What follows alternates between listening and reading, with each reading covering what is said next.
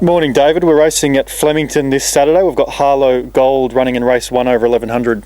Yeah, I really like this filly. Potential stayer. I'm expecting her to be running on late, but it probably would be a bit short for her.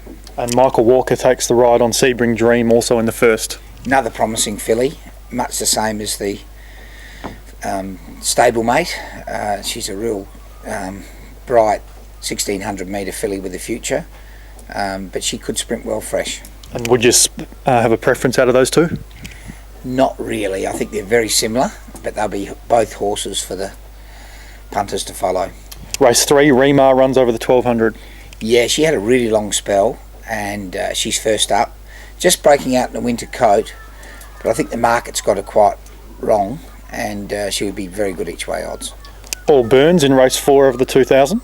Yeah, he's just having a flat run between jumping races to keep him fit.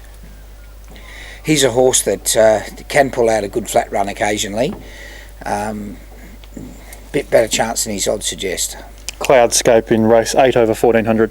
Yeah, really happy to have Cloudscape going to the races.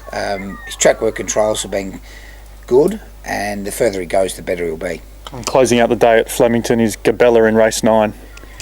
Oh, she's in very good form. She's got blinkers on for the first time, and she's on trial for a trip to Adelaide to go for the Centaurea black type, so she'd be wanting to win or go close here.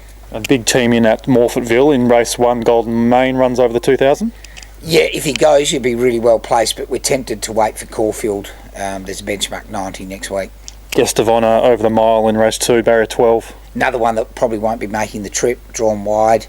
I like the race at Caulfield for him next week. Triss in race 3 over 1000. Yeah, she's running, and I expect her to run really well. She won a group race last start. Nice 3-week gap between runs, and in great order. How about Mockler in the same race? You expect her to improve a lot. She bombed out a bit racing inside horses. We've put blinkers on, wide gate, with probably an advantage. Fatnar runs in race 5 over 1200. Look, this is a cracking 3-year-old race. Should be group race for 250,000 in Adelaide. Winner at the track, and probably a lot better than he was first up, but going up sharply in class. The Schweppes Oaks is race 6 over 2000. We've got Pasadena Girl. On trial at the distance, but her track work when we stretched her out has been very good, and she's really thrived, being trained here at Lindsay Park for the last 3 weeks. If she runs the trip, she'll be right in it because she's very healthy. And Sacred Eye also in the Oaks. Yeah, she's coming back in distance, but blinkers go on. She's got a horror gait. Probably the stable elect. She'll improve a lot on top of the ground and just looks fantastic. Speaking of horror gates, Miss Promise Skewerty drawn out in 21 in race 7. Yeah, comes in a few. Look, she's got terrific tactical speed.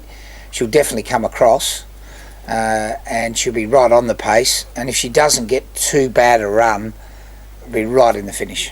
Shidell also in the 7th. Yeah, drawn barrier 1, very fast filly. Could have led him the other day when she won. She'll probably box seat and get a lovely run.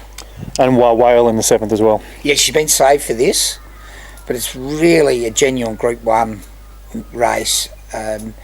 She's a Group 2 winner, and hopefully she can step up. She'll get a really good run from the gate. Metaphorical closes out the day in race 8 over 1600. Yeah, another horror draw. She's been working well, and she's got good recent form. And your best of the weekend, David? I probably like Triss in Adelaide to make it back-to-back. I thought she was quite dominant the other day. And over here, Gabella with the blinkers on. Get out stakes in the last.